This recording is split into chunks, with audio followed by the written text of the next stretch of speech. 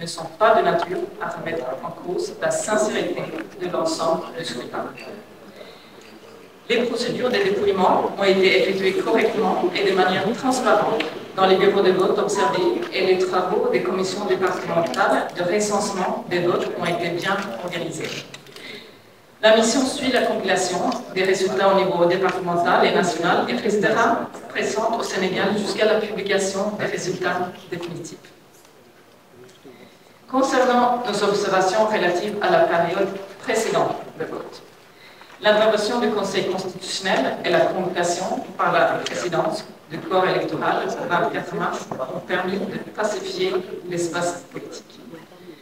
Concernant les préparatifs électoraux, la capacité du ministère de l'Intérieur à mettre en œuvre des dispositions techniques de manière efficace est largement reconnue. Cependant, des informations clés, notamment sur le fichier électoral ou la carte électorale, n'ont pas été partagées avec diverses parties prenantes et les citoyens, soulignant un besoin accru de transparence au processus électoral, ce qui peut toujours être difficile pour la confiance en soi. La mission d'observation de l'Union européenne observe aussi certains éléments du processus électoral qui mériteraient d'être traités. Vous trouverez plus d'informations dans notre déclaration préliminaire, mais je vais les citer quelques-uns ici. Concernant le fichier électoral, un jeune sur deux âgé de 18 à 30 ans n'est pas inscrit sur ce fichier. Et c'est un taux assez bas.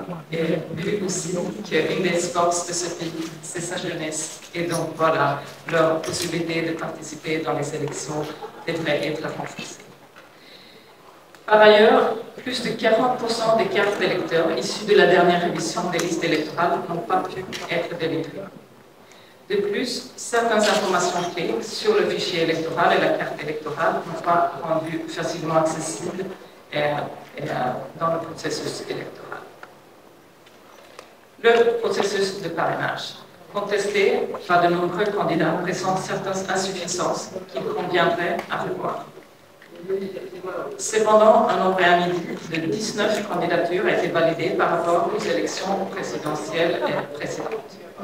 La campagne électorale s'est déroulée du 9 au 22 mars dans un climat généralement apaisé. Mais sa durée a été réduite de 14 jours au lieu de 21 jours prévus par le code électoral en raison de la crise politique. Cette campagne s'est déroulée dans un contexte généralement apaisé, avec la participation de tous les candidats, compte tenu de la libération du candidat Bassirou Diomaye Faye le 14 mars. Le paysage médiatique est pluraliste et dynamique au Sénégal, mais l'exercice de la liberté d'expression et de la presse s'est sévèrement dégradé depuis 2021, avec de multiples cas d'arrestation de journalistes, plusieurs suspensions de signal de chaînes de télévision et des coupures temporaires d'Internet. Cette dégradation des libertés de presse et d'expression a affecté négativement la période préélectorale.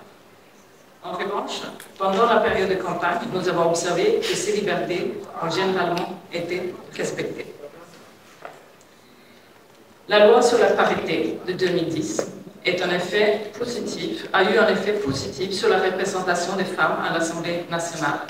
Mais pour l'élection présidentielle, nous constatons que le nombre de femmes candidates reste très faible. Chers journalistes, tout le monde ici présent, le rapport final de la mission d'observation de l'Union européenne sera présenté aux autorités publiques quelques semaines plus tard. Ce rapport comprendra une évaluation plus approfondie du processus électoral ainsi que des recommandations pour des scrutins futurs dans notre partenariat pour la démocratie ici au Sénégal et en Europe. La mission relève que le vote des jeunes électeurs mérite d'être reconsidéré en tant qu'élément essentiel des futures élections et d'une démocratie inclusive. L'Union européenne continue et continuera à être pleinement engagée dans un processus de soutien et partenariat pour la vie démocratique au Sénégal. Et je tiens à remercier les autorités électorales, les candidats, la société civile et les missions d'observation internationales et nationales pour leur coopération pendant cette mission. Maintenant, j'invite mon collègue, M. Javier Nart, et à faire votre présentation de la délégation d'observation du Parlement européen.